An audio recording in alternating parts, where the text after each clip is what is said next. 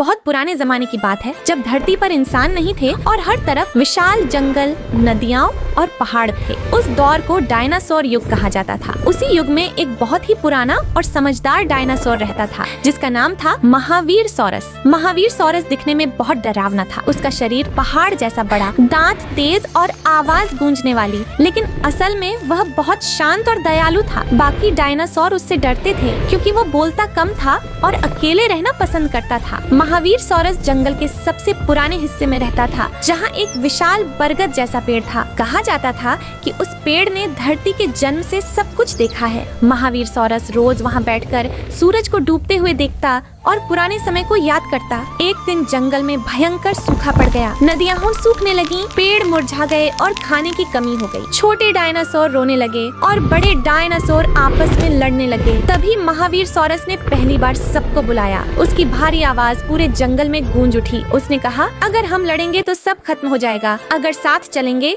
तो जिंदा रहेंगे। उसने याद किया कि बहुत दूर उत्तर दिशा में एक छुपी हुई घाटी है जहाँ पानी और हरी घास हमेशा रहती है। रास्ता मुश्किल था, ऊंचे पहाड़, दलदल और पत्थर, कोई भी अकेले वहाँ नहीं पहुँच सकता था। महावीर सौरस आगे चला और बाकी सब उसके पीछे। जहाँ रास्ता बंद था उसने चट्टानें हटाई, जहाँ कीचड़ था उसने सबको अपनी पीठ पर बैठाकर पार कराया। कई दिन की यात्रा के बाद सब उस हरी घाटी में पहुँच गए। वहाँ पहुँचकर जंगल फिर से जिंदा हो गया। छोटे डायनासोर हंसने लगे, पेड़ लहराने लगे और नदी फिर से बहने लगी। उस दिन सबको समझ आया कि महावीर सौरस सिर्फ ताकतवर नहीं बल्कि सबसे समझदार डायनासोर था। समय बीत गया, डायनासोर युग खत्म हो गया, लेकिन कहा जाता है कि जब जमीन हिलती है या पहाड़ों में हवा गूंजती है तो वो महावीर सौरस की कहानी सुनाती है कि सच्ची ताकत अकेले रहने में नहीं बल्कि सबको साथ लेकर चलने में होती है।